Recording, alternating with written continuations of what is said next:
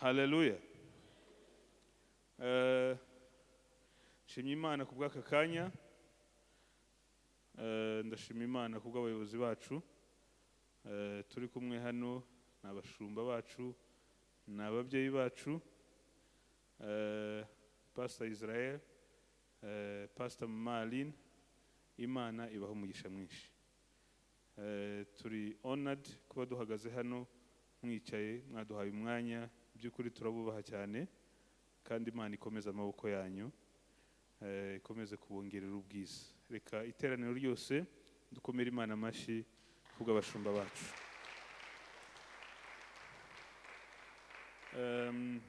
Ndasoma ijambo ry'Imana, mvuge gato ku cy'umwuka amaze iminsi anganiriza, hanyuma tuze kongera kuririmba. Amen. Numva muri nge harimo uturirimbo twinshi, namwe nzi ko mufite izindi, kandi zose no kugira ngo icyubahiro kigarukire Imana yacu. Turasoma muri Luka ibice 14 umurongo wa 25 kugeza kuri 35. Luka 14 25 kugeza kuri 35. Abadafite Bibiliya reka turebe hariya uko byanditse. Ijambo ry'Imana rivuga ngo abantu benshi bajyanaga nawe, uwo ni Yesu, arahindukira arababwira ati, umuntu uza aho ndi ntiyange se na nyina n'umugore we n'abana be na bene se n'abashiki be ndetse n'ubugingo bwe, uwo ntashobora kuba umwigishwa wanjye. Utikorera umusaraba we ngo ankurikire ntashobora kuba umwigishwa wanjye. Umva rero ikigero agiye gutanga.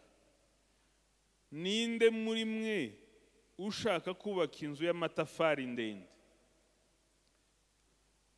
A tower.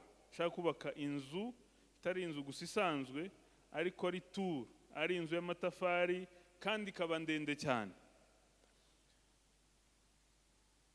Utabanza kwicara akabara umubare w'impiya zayubaka, ubanza kuri budget, ngo amenye yuko afite izikwiriye kuyuzuza. Kugira ngo ahari atazamara gushyiraho foundation bikagera hagati bikanga akananirwaho atayujuje, maze ababireba bose bagatangira kumuseka bati, komeza, uyu yatangiye kubaka inzu ariko ntiyabashije kuyuzuza. Urundi rugero rwa kabiri, cyangwa se hari umwami wajya kurwana n'undi ntabanze kwicara ngo ajye inama yuko yabasha gutabarana n'ingabo ze, inzovu imwe, inzovu ni ukuvuga 10,000, ingabo z'ibihumbi 10, cyangwa ngo arwane n'umutwe ufite ingabo zirenzize inzovu 2, ni ukuvuga ngo afite ingabo 10,000 yatewe n'ufite ingabo 20,000. ari kuvuga ngo so umuntu ashobora kujya kwishora kuri urwo rugamba atakoze imibare ngo arebe ubushobozi afite n'ubushobozi bw'umuteye? Komeza.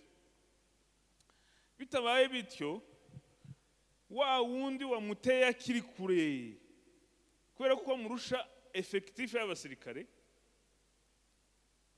wa wundi ufite abasirikare bake azatuma intumwa ze akamubaza icyo yamuhongera kugira ngo babane amahoro. Azatuma intumwa ze ajya kumubwira ati, siniteguye, utantera, vuga icyo ushaka.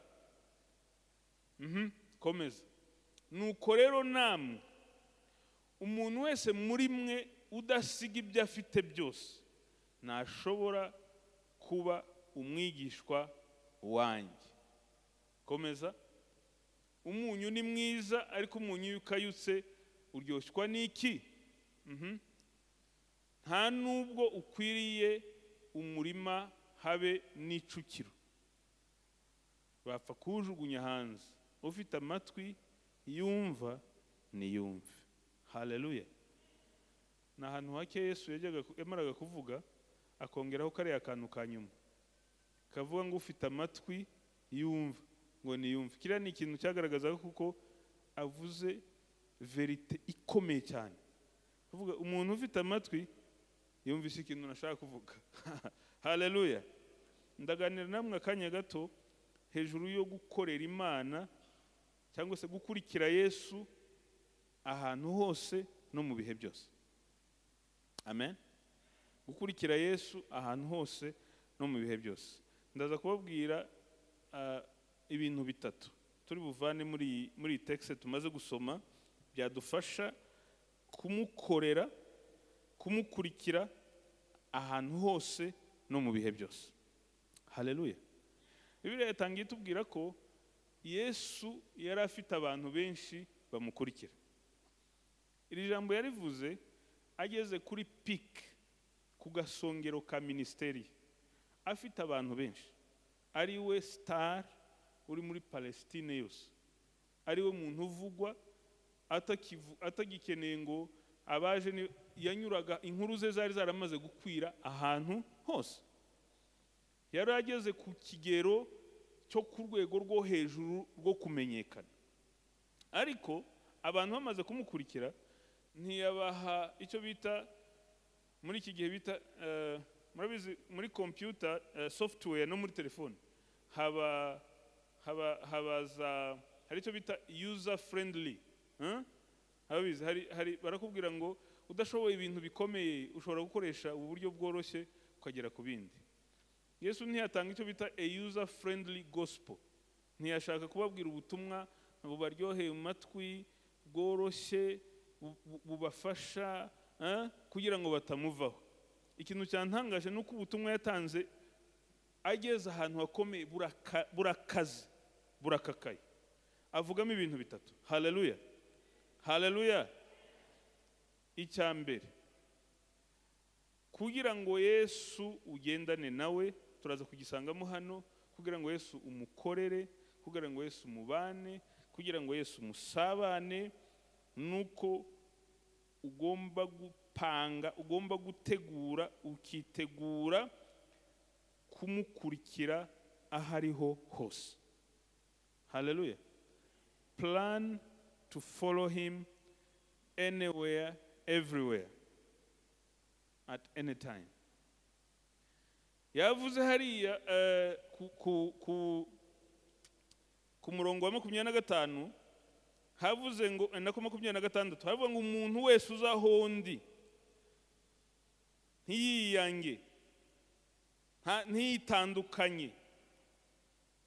Anga yo bavuga kwanga so na nyoko ntavuze ngo mugende mubange ntimukajye mukorana na oya, no kugira ngo Yesu abe numero 1. Haleluya. Yesu abe numero 1 kuko Bibiliya ntivuguruzanya. Mu mategeko ya Mose yaravuga ubahe so na nyoko, Bibiliya iruzuzanya. Hano ntabwo bavuga kwanga so na nyoko, ahubwo baravuga kugira umutima umwe werekeye kuri Yesu. Yesu akakubera itabaza, valere z'ubuzima bwawe akaba ari we uzigenga. Ntizibe gusa ngo ni imico y'iwanyu. Izi mico y'iwanyu zivuguruzanya na Yesu ugahitamo iza Yesu. Amen. Ntugire loyauté ebyiri, ukaba amahame umutima wawe uwerekeye kuri Yesu. Kuri 26 yavuze ngo na kuri 27 utikorera umusaraba we ngo ankurikire ntashobora kuba umwigishwa wanjye. No kuvuga ngo kwitegura kumukurikira ku kiguzi icyo ari cyo cyose. Cyo nicyo cyambere. Haleluya. Kiguzi icyo ari cyo cyose. Icya kabiri, araduzanamo analogy y'inyubako kubaka. Aravuga ngo ninde muri mwe ushobora kuba agiye kubaka turu ndende, agiye kubaka umunara muremure w'amatafari, akicara agahita atangira kubaka gutya kenyeji, akavuga ngo ubwo mfite 500 ngo reka mpite ntangira. aravuga ati ninde wabikora gutya? Abikoze atyo atabaze ngo arebe ubushobozi afite. Haleluya, haleluya. Atabikoze atyo ngo arebe ubushobozi afite, azarangiza kugera kuri fondasiyo asange inzu agomba kubaka ikeneye ubushobozi buruta bwa fondasiyo. Hanyuma arekera aho. Nta fondasiyo mujya mubona ziri aho zimaze nk'imyaka 5 ngo abantu babinyureho. Yesu rega ni umuntu azi ubuzima bwacu, ngo abantu babinyureho batangire bamuseke. Icya mbere ni umusaraba, ariko noneho icya kabiri gikomeye, iyo umaze kwitegura kumukurikira ku kiguzi icyo ari cyo cyose, witegura ukora plan, you plan to finish. Utegura kuzarangizanya urugendo nawe. Hallelujah. You plan to finish. You do not plan to start. You plan to finish. Ahanga harimo ibanga rikomeye bene data. Numvishe sentence premwe ikintu gikomeye. Nta bantu muzi batangiye batakibikora. Bameze nk'uriya wakoze agahera kuri fondasiyo. Kandi bikiri kuri fondasiyo abantu baramubwira cheer up inzu ewan, iki gishushanyo kiraha ugiye kuba mu nzu nziza kabisa. Ariko we ntabwo yateganyije kuzasoza, yateganyije gutangira. Hari abantu benshi banasengerwa, agasengerwa ku budiakre, agasengerwa akabikora imyaka 5, ariko muri iyi myaka akaba atakibibamo, akaba yararangiriye kuri fondasiyo. Hari abantu baririmbye batakiririmbira Imana, ntimubizi se? Hari abantu bigishije baba evangeliste batagikora evangelization. Hari abantu batangiye gusenga n'umuriro mwinshi batakibikora. Icyo Yesu ari kwigisha hano, aravuga niba ukeneye kunkurikira, plan to finish. Don't plan to start. Hallelujah. Panga tangira uzinguza ubize muzabisoza. Kuko abantu bari barabaye benshi, bamwe bakaza gusa ku mitsima, abandi bakaza ku mafist, abandi bakaza ku minsi mikuru, iminsi y'imitsima, iminsi y'imisemburo, bakaza ari benshi. Yesu aravuga ati no, niba ushaka kuza kunkurikira, witegure kunkurikira hariho hose ku kiguzi cyari cyo cyose. Icya kabiri, uze wapanze kuzasozanya nanjye. Ntuze uzaba fondasiyo y'igice, uzaba inzu yanze kuzura. Binateye n'ikibazo, sinzi impamvu, ariko ibintu uko biryoshye ubundi umuntu yabiviramo iki? Yabiviramo iki? Nta musonga, nta kirungurira. Gukorera Imana ni umugisha. Kare nende mbibwira abayobozi turi kumwe turi mu nama hari yashakira. Nkavuga ni iyo wibutse abantu bose nzi bahagaze hano muri iri torero kuva ritangiye, bakaba committed, bakaba faithful, bakaba bukizerwa, nta muntu n'umwe ubayeho nabi. Turebye no mu buzima busanzwe bose Imana yabahaye umugisha. Haleluya. Tugomba kubivugisha ukuri, bose Imana yabahaye umugisha, kandi umugisha ni mu buryo bwose. Rero niba twiyemeje gukurikira Yesu, nukwicara dutangira, ariko tugatangira duteganya, twarapanze, twariyemeje kuzasozanya nawe. Kare twarembye indirimbo hano muri kirita ya 2 zose, ko nicyo gihe naziye, zose zavugaga ngo nitaingia kwa lango lake na sifa moyoni. Zinjira mu rurembo rw'Imana nezerewe shima, zinjira mu irembo ry'ijuru nukubizamo tuzabisoza. Haleluya. Imana izaturinde mu izina rya Yesu kwinjira mu murimo w'Imana, kuba committed igihe kimwe, ikindi ukabutabirimo. Ukaza mu kwa mbere, mu kwa kabiri ukabura, mu kwa gatatu ukaza, mu kwa kane ukabura, cyangwa ugakora ngo numva ngo umuhamagaro wanjye araho urangiriye. Really? Bibiliya iratwereka ko Yesu yavuze ngo niba ushaka kunkurikira, haleluya, haleluya. Murananiwe turirimbe? Nibyo mushoboye? Turaririmbira no ku ijambo ry'Imana. Haleluya. Yesu yaduhaye principe, yaduhaye ingingo. Ingingo ya mbere, kumukurikira at any cost, igihe cyari cyo cyose, ahantu hari hose. Ikora umusaraba wawe wiyange uvuge ngo Yesu ndagukurikira. Kandi Yesu nta kujyana mu misozi, Yesu nta nakuyobora inzira watanyuzemo. Yesu agufata ukuboko. Biravuga muri Zaburi 23 ngo inshimbo yawe n'inkoni yawe birampumuriza. Naho nanyura mu gikombe cy'urupfu nzi yuko ndi kumwe nawe. Haleluya. Mwaririmbye muravuga ngo kandi iriya ndirimbo ni nziza cyane, yavuze ngo no mu busaza bwanjye. Haleluya. Nzagira amakakama. Icya mbere kumukurikira ku kiguzi cyari cyo cyose. Cya kabiri guteganya, gupanga kuzarangizanya nawe. Plan to finish. Haleluya. Icya gatatu yavuze ngo ninde musirikare, ninde mwana ushobora kuba agiye ku rugamba akaba afite abasirikare 10,000 hanyuma akamenya ko bamuteye afite 20 agapfa kwishora muri urwo rugamba gusa atakoze imipango. Aravuga ati niba atakoze imipango ikintu azakora azatuma kuri wa muntu wamuteye amubwira icyo ashaka bagira amahoro. Kandi ikintu kirimo danger ikomeye. Kambabwire mbanze mabwire danger irimo mbere ko mbabwire principe ikisobanuye. No muri Bibiliya tubona abami ba Isirayeli igihe bagiraga ubwoba bajyaga batuma kuba bateye. Bakabwira ati tugirana amahoro. Ababateye bakabwira ati okay kugira ngo tugire amahoro urampe ibintu ikoresho byo mu nzu y'Uwiteka byose mbijyane. Uwaguteye asaba icyo ashaka cyose. Agasaba n'iby'ingenzi n'ibyakagutunze n'ibyakakurokoye. Turi ku urugamba turiho n'umwanzi Satani. Amen. Icya gatatu ni ukuba witeguye kurwana. Ari kurwanira mu nsinzi ya Yesu igihe cyose. Cya mbere ni ukumukurikira. Icya kabiri ni uguteganya gusoza umurimo watangiye. Icya gatatu plan to fight at any time. Haleluya. Utegure kurwana n'umwanzi Satani igihe icyo ari cyo cyose.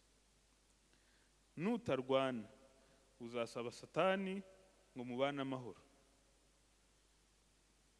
kuko utakoze planning. Kandi dukora planning gute? Turasenga, dusoma ijambo ry'Imana, umwuka wera aratuyobora. Haleluya. Umwuka wera aratuyobora. Urugamba si urwawe, urugamba ni urw'Uwiteka.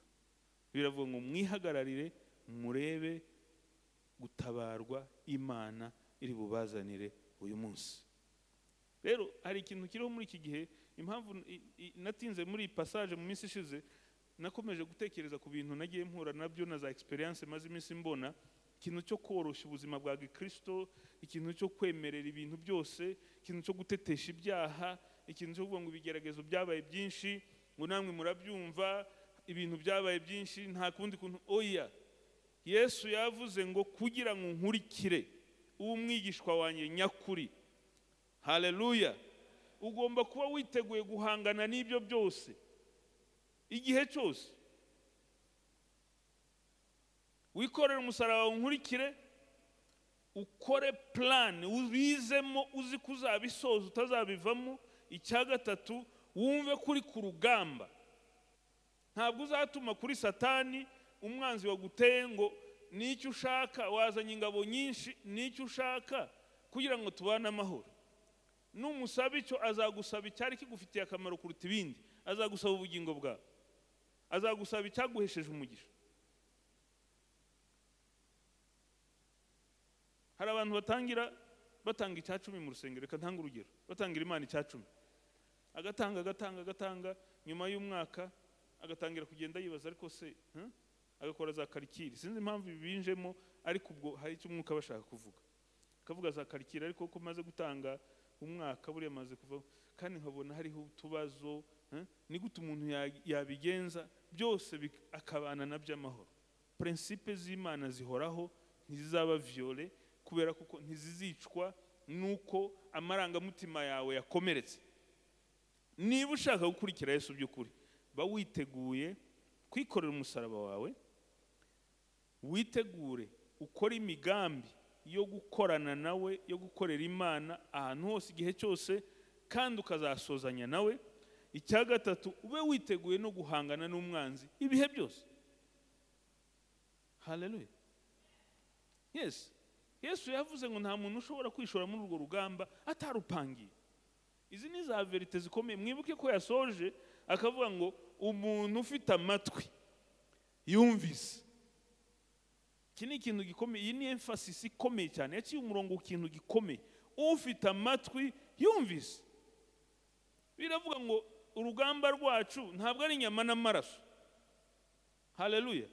Ntabwo turwana n'abambaye inyama n'amaraso. Turwana n'imyuka y'ahantu ho mu kirere. Bibiliya ntinavuga ngo kurwana, ivuga ngo dukirana. Dukirana n'imyuka y'ahantu ho mu kirere. Dukirana n'abadayimoni, dukirana n'abatware bateka isi y'umwijima. Dukirana n'ibishaka kutunaniza iteka ryose. Ushobora gukirana n'umuntu mutafatanye. Gukirana ikinyarwanda mwese muracyumva? Ninde muntu wakirana n'undi bategeranye?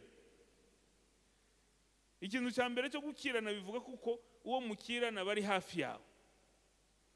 Umufata ishati akagufata ipantaro. Wamuvuna ijosi akakuvuna akaguru. Wamufata mu nda agaterura amaguru. Hari abantu bari bazi gukirana tukiri bato, mwajyaga mutangira gukira akaba yagufasha amaguru yombi. Kandi umuntu yakuye amaguru hasi biba byakurangiranye. Gukirana bivuga ku ni intambara ya hafi. Hafi. Ntabwo ari intambara ya kure. Kandi ni intambara ya buri munsi. Ariko muhumure Yesu yaranesheje. Hallelujah. Muhumure Yesu yaranesheje. Biravuga ngo ibi mbibabwire kugira ngo mugire amahoro muri ngewe. Mwisi muzahura n'ibigoye byinshi, ariko muhumure nanesheje isi. Cyambere kugira ngo dukurikire Yesu, tumukorere ahantu hariho hose, tugendane nawe ahantu hariho hose, nuko tubasha kumukurikira, tukikora umusaraba wacu, tukemera kwiyanga, tukinjira muri plan ze. Icya kabiri nuko dutegura, duteganya, tubizamo, duteganya kuzasoza, tutabita hasi, tutamera nk'aho umuntu ubatse fondation akayisiga hasi. Icya gatatu nukuba twiteguye guhangana n'iyi si ahantu hose igihe cyose. Kandi reka mbabwire, Satani ntabera hose icyarimwe, ariko azi guhiga. Ikintu bita hunting. Satani arahiga. Ashobora kugutegera mu modoka, yakubura akagutegera muri train, yakubura akagutegera mu ndege, yakubura akagutegera muri hoteli warayemo, yakubura akagushakira kuri telefone, yakubura. Ariko iyo uri umudisiple wa Yesu, waramenye kuko n'ubuzima bwo ugenda witeguye, ufite amaso afunguye, uvuga ngo ikintu cyitwa icyaha ndacyanze. Ko niyo ntambara ya mbere duteza. Ugasetinga standard, ugashyiraho urwego, ukavuga ngo aha ntiharengwa. Amen. Hallelujah. Hallelujah. Hallelujah.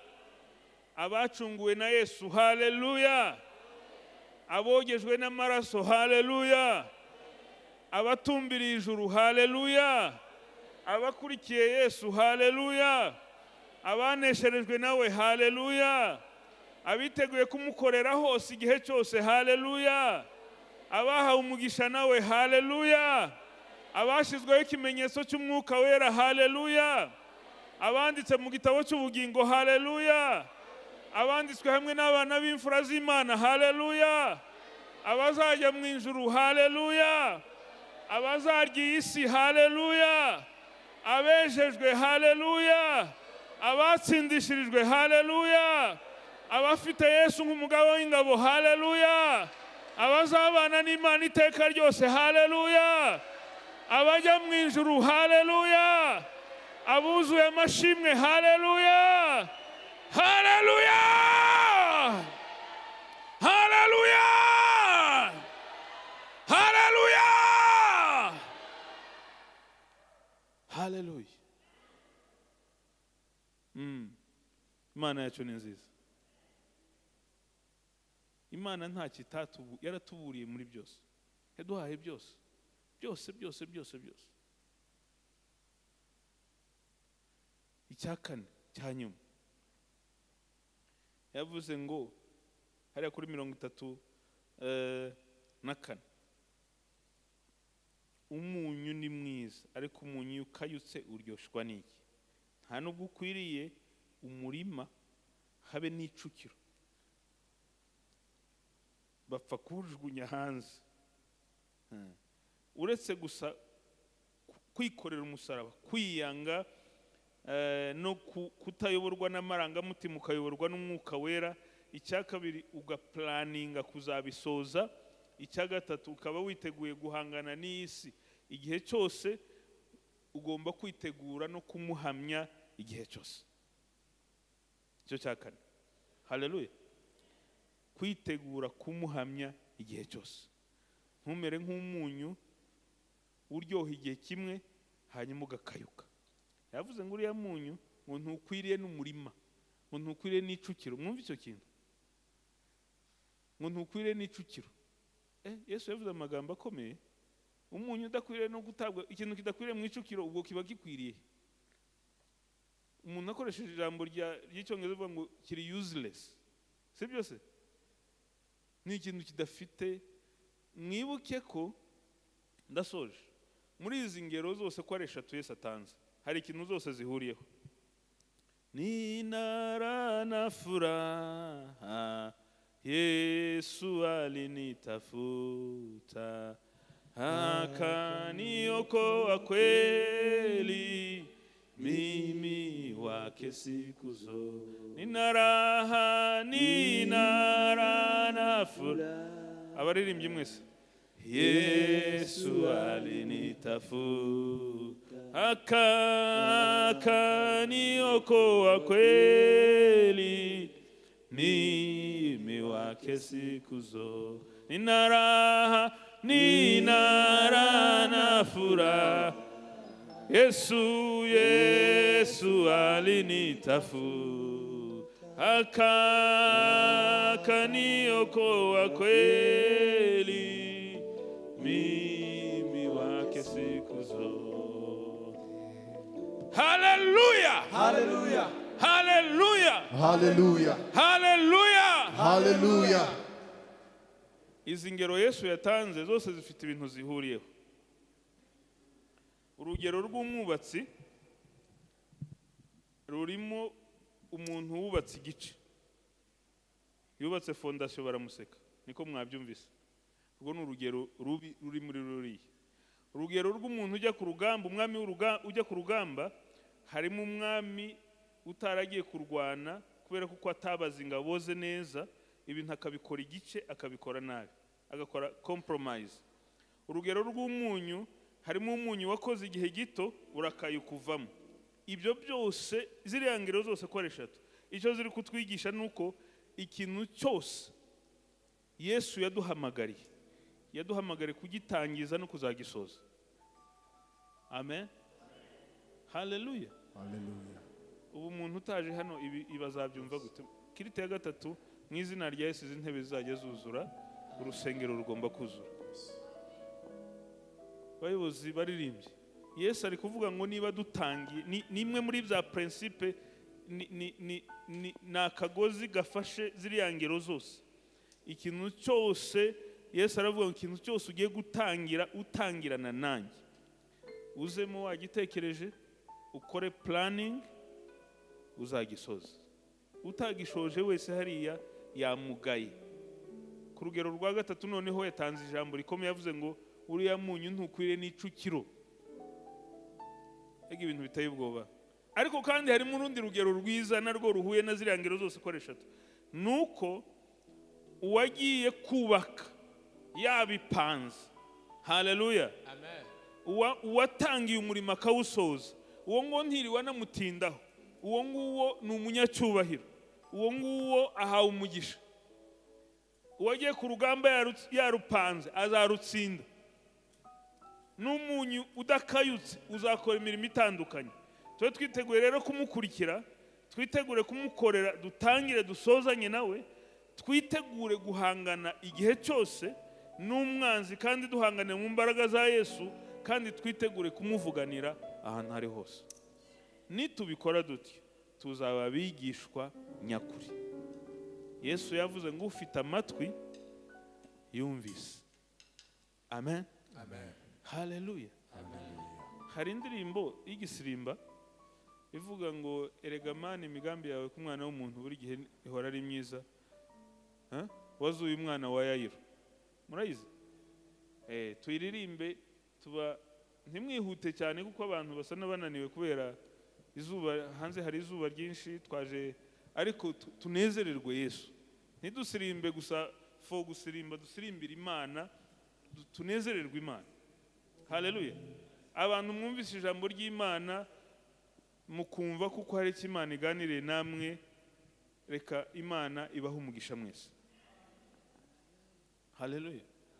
Ntuzabe muri za fondasiyo z'ibice mu rusengero. Ntuzaze numara gukora amezi 3 ngo ubure. Uragiye nyine. You are gone case. Yesu nta kubara mu bigishwa. Yesu ari kubara ku bantu batangiye plan to finish. Reka twese n'abatazi icyongereza tuvuge ngo plan to finish. Imana ibahe umugisha. Reka turirimbe.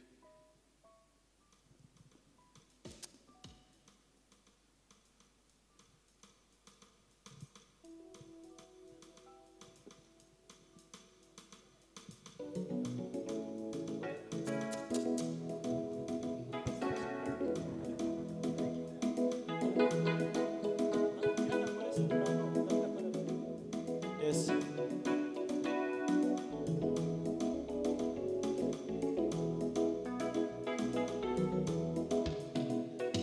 Erega mani imigambi yawe ku mwana w'umuntu ibihe byose ihora ari myiza. Wowe wabohoye Pawulo na Sila, wabonye agahinda ka Yabesi, wazuye umwana wa Yayiro. Erega mani imigambi yawe ku mwana w'umuntu ibihe byose ihora ari myiza. Wowe wabohoye Pawulo na Sila, wabonye agahinda ka Yabesi, wazuye umwana wa Yayiro. Erega mana we, erega mana imigambi yawe ku mwana w'umuntu ibihe byose ihora ari myiza. Wowe wabohoye Pawulo na Sila, wabonye agahinda ka Yabesi, wazuye umwana wa Yayiro. Erega mana we, erega mana imigambi yawe ku mwana w'umuntu ibihe byose ihora ari myiza.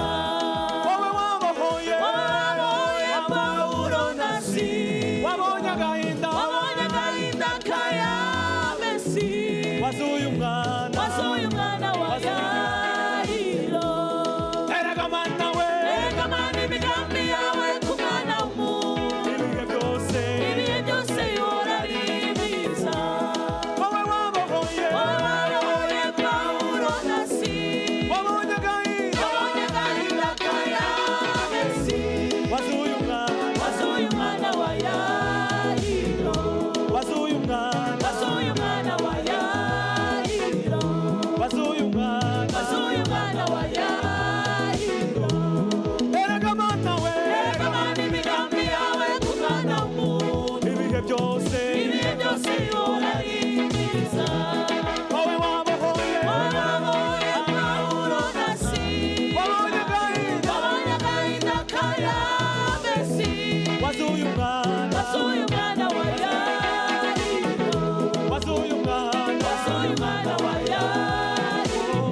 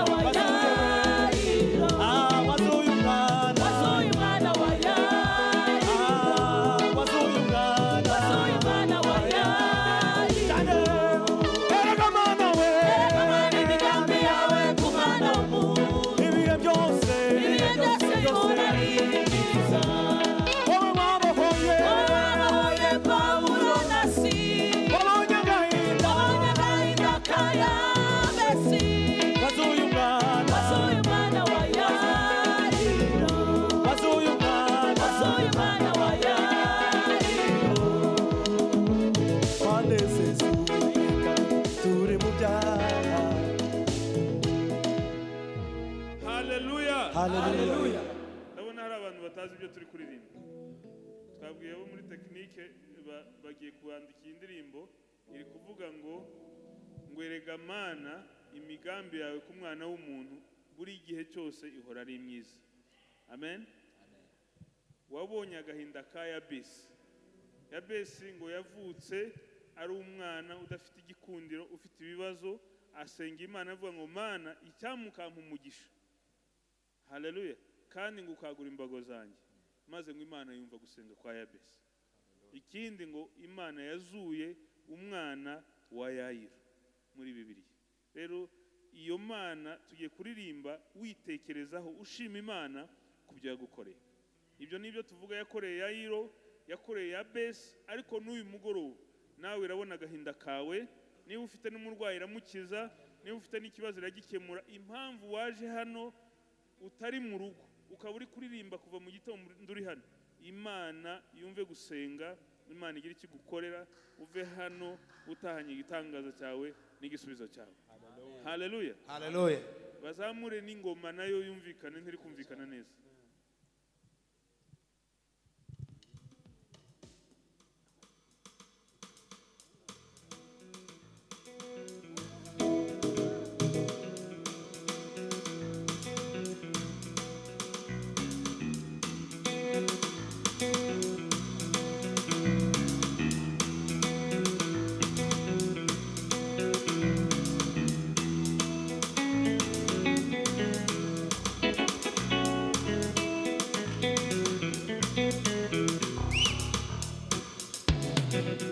Erega Mana imigambi yawe ku mwana w'umuntu ibihe byose ihora ari myiza. Erega Mana imigambi yawe ku mwana w'umuntu ibihe byose ihora ari myiza.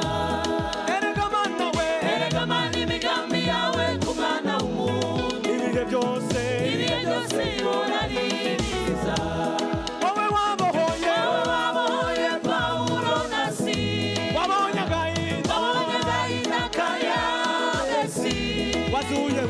Wazuye umwana wa Yayiro, wazuye umwana wa Yayiro, wazuye umwana wa Yayiro.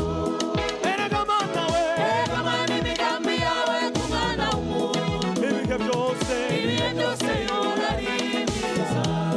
Wowe wabohoye Pawulo na Sila, wabonye agahinda ka Yabesi. Wazuye umwana wa Yayiro, wazuye umwana wa Yayiro, wazuye umwana wa Yayiro. Erega Mana imigambi yawe ku mwana w'umuntu ibihe byose ihora ari myiza. Wowe wabohoye Pawulo na Sila, wabonye agahinda ka Yabesi.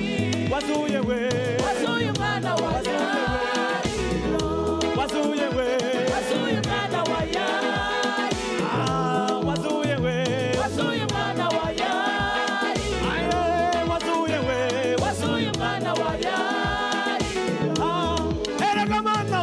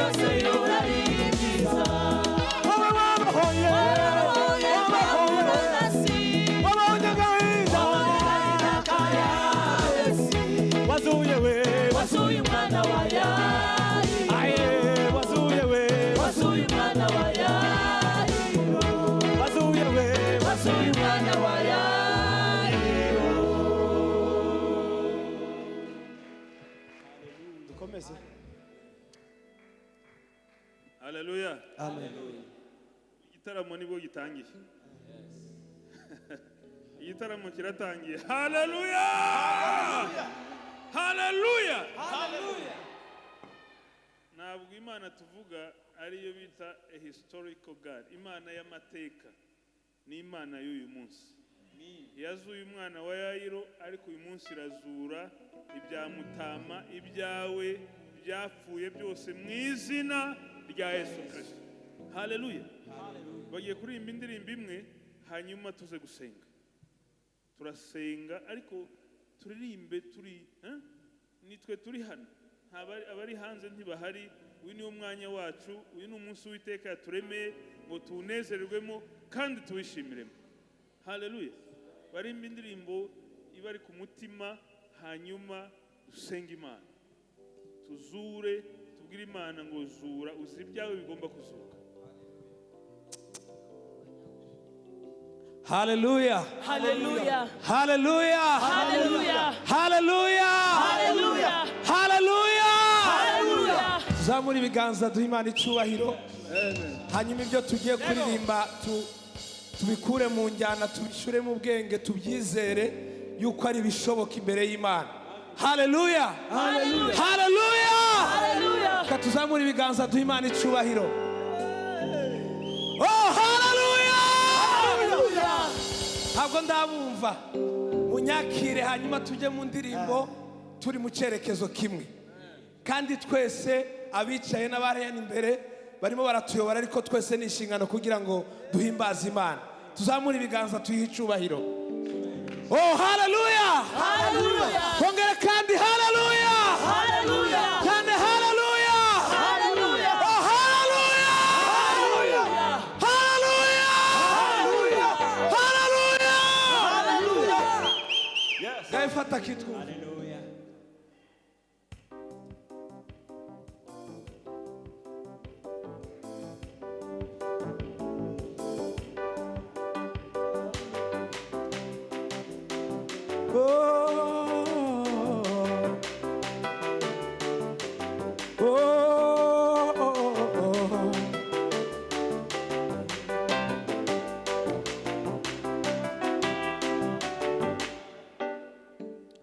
Numukozi umuhanga Yesu arakora ibyo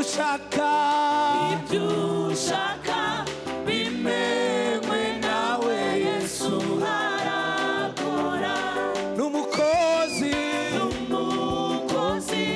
umuhanga Yesu arakora ibyo ushaka bimenywe nawe Yesu arakora. Numukozi umuhanga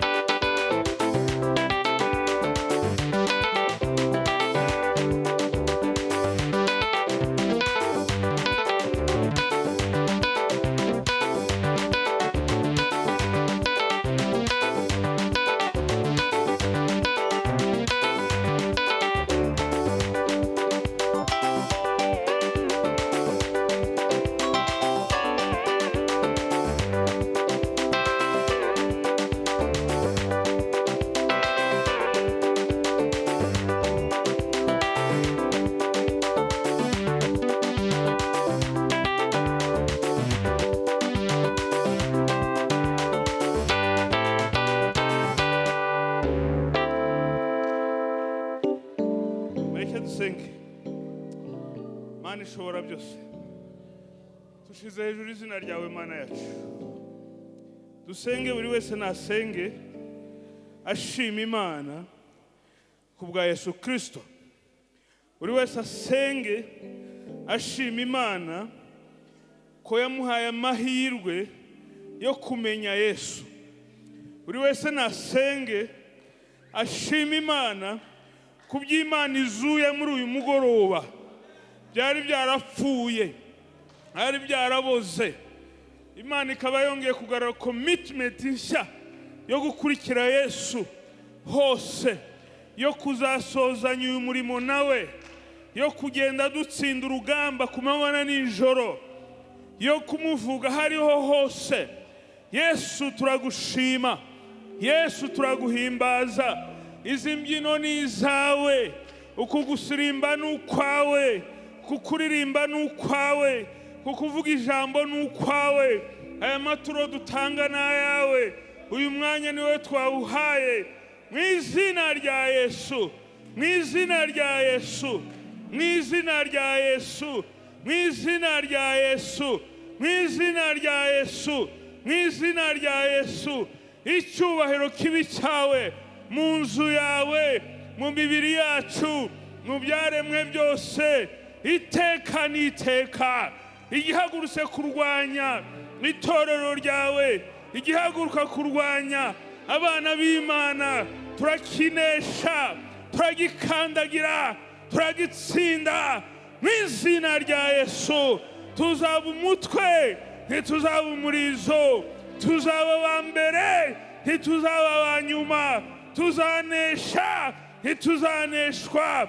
Tuzatsinda, ntituzatsindwa. Tuzabaho, ntituzapfa, tuzarama, kugira ngo dutangaze imirimo itangaje Uwiteka yakoze hagati muri twe, hagati muri twe, hagati muri twe, hagati muri twe, hagati muri twe, hagati muri twe. Yumva wajuruwe, uhora unyibutsa aya magambo mu bihe by'imanza, mu magambo y'ibinyoma, n'umukunzi Yesu n'umukunzi.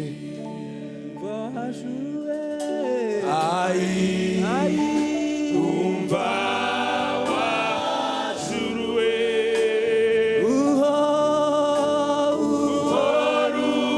unyibutsa aya magambo, ibihe by'imanza, mu magambo y'ibinyoma, n'umukunzi Yesu umva wajuruwe, yumva wajuruwe,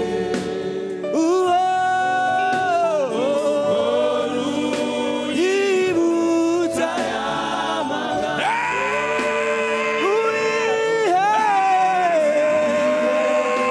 by'imanza, hallelujah, hallelujah, hallelujah, hallelujah, hallelujah, hallelujah, hallelujah, hallelujah, hallelujah, umavuya ni musi, umavuya ni musi, izuba ririuza ineza y'umukunzi wanjye. Akagero k'iminsi